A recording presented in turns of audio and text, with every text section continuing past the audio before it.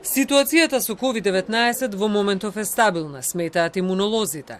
Засега кај нас не е потврдена новата подваријанта Кракен, која е полесно пренослива во споредба со претходните, но и со полесна симптоматологија. Светската здравствена организација предупреди дека новиот сој на Омикрон XBB 1.5 наречен Кракен, кој веќе зафаќа Америка, е најзаразната подваријанта на COVID досега.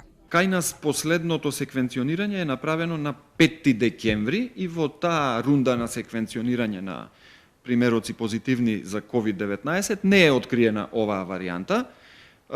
Доминантни во таа, значи пред еден месец, нешто повеќе, беа B1.1 варијантите, ми се чини, да.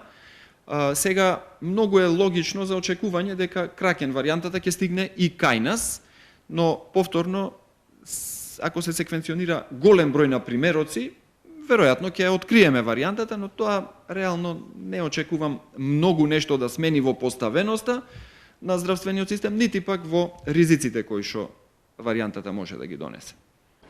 Во неделниот извештај на Институтот за јавно здравје регистрирани се 238 позитивни случаи на COVID-19.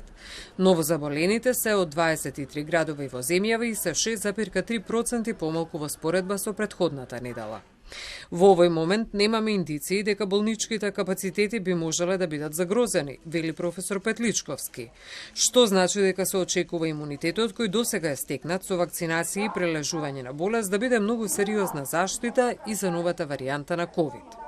Во меѓувреме се зголемува и бројот на пациенти со грип. Матичните лекари предупредија дека мал е бројот на граѓани кои се тестираат, дури и игнорираат некои симптоми само за да не се изолираат. Би било идеално кога сите би можеле да се тестираат бесплатно, значи има примери во светот, но тоа се богати земји кои нудат бесплатно тестирање и паралелно тестирање и за грип и за ковид, затоа што повторно за грип има специфични антивирусни лекови кои можат да помогнат, особено ако се дадат рано и на тој начин да се минимизираат последиците, но се уште ни организацијски ни финансиски не сме стигнати таму.